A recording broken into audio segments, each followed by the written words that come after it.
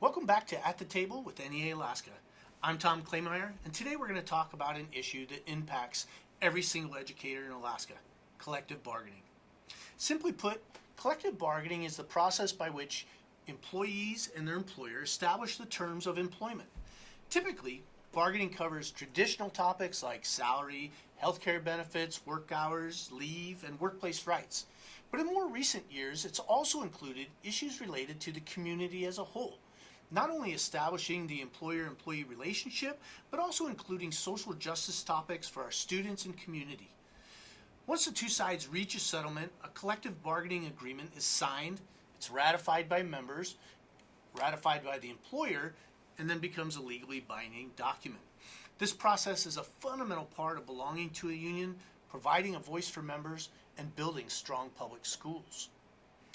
We're talking about collective bargaining today because creating strong contracts means attracting highly qualified teachers and support professionals to our state.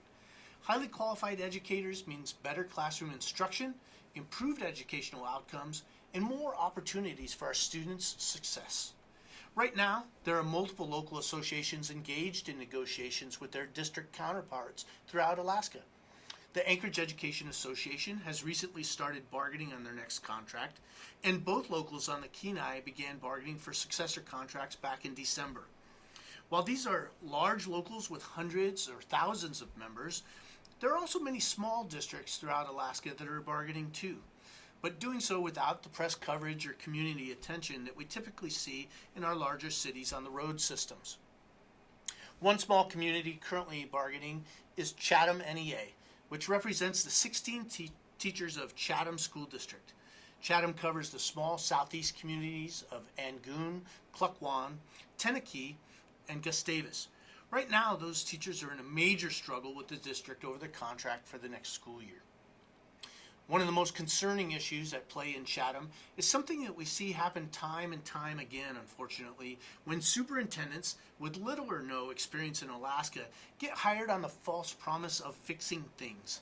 These are often complex problems which they don't fully understand and attempt to make their mark by instituting ill-conceived reforms, proposing terrible contracts, and generally disrupting the status quo.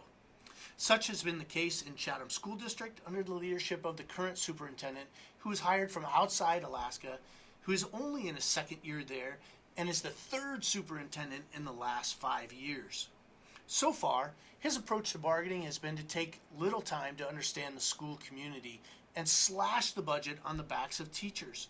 He's proposed massive hikes to insurance costs for teachers and their families, instituted a pay-for-performance system that does absolutely nothing to improve student learning, and extending both the school day and the school year without any plan as to how to use the additional time, nor a commensurate increase in salary for the extra time involved. Based on an evaluation of this proposed contract language, the Chatham School District would quickly become the least attractive district in Southeast, and maybe all of Alaska, for new teachers and highly qualified candidates alike.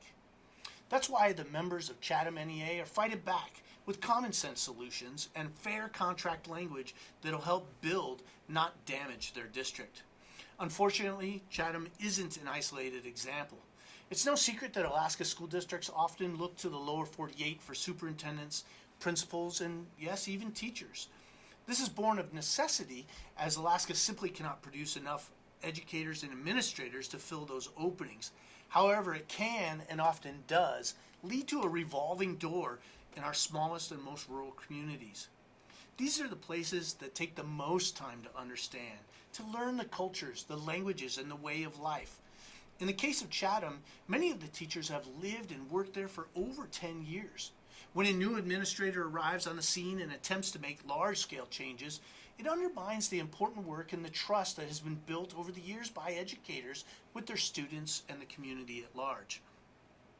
As Alaska has faced tough economic times, districts like Chatham have become increasingly aggressive in their attempts to shift costs to their employees, erode workplace protections, and force already heavily burdened educators to do even more. Over the last 2 years, the Mat-Su Education Association and the Kenai Peninsula Education Association members have both authorized their leadership to strike over increases to their health insurance costs. While strike votes are a last resort, and both strikes were ultimately avoided, the underlying issues remain. The cost of healthcare in Alaska is rising rapidly, in fact, outpacing already high national medical inflation rates. Education funding has remained flat over the past several years, and there's a constant drumbeat from politicians to increase standardized test scores regardless of the impact it has on instruction or student learning. Until some of these issues are addressed at a higher level, many more associations will likely be facing similar challenges to what Chatham NEA is confronting right now. So, what can we do about it? Fortunately, Alaska has strong labor laws that support collective bargaining. When our members and our communities are involved in the process, that they understand the priorities we're fighting for and have a chance to see what bargaining looks like up close, we can create solid contracts that attract and retain excellent educators and provide the best possible school experience for our students. Many local associations are pushing for more open and transparent bargaining. In fact, many of the bargains currently taking place can be live streamed by anyone. The more people who understand what we're working towards and how bargaining impacts every aspect of a school system, the better off we'll all be. Perhaps the most important and direct support you can provide is to contact your legislators about education funding. It's unfortunate that most bargains end up focused on those issues of compensation. It's also a reality in a state without a sustained fiscal plan. Until reliable funding is provided for by the Alaska legislature, districts will continue to prioritize cuts, push for non-competitive salaries for educators, and create less attractive environments for potential new hires. Whether you're a member or not, I encourage you to understand why educators across Alaska keep fighting for strong contracts that guarantee living wages, competitive benefits, and safeguards to protect their professions. We fight for these things to ensure that our students have the best educators in the world to support them. On behalf of all Alaska educators, I want to thank you for tuning in once again to At the Table with NEA-Alaska. Please remember to like, subscribe, and stay involved, and keep fighting the good fight. We'll see you next time.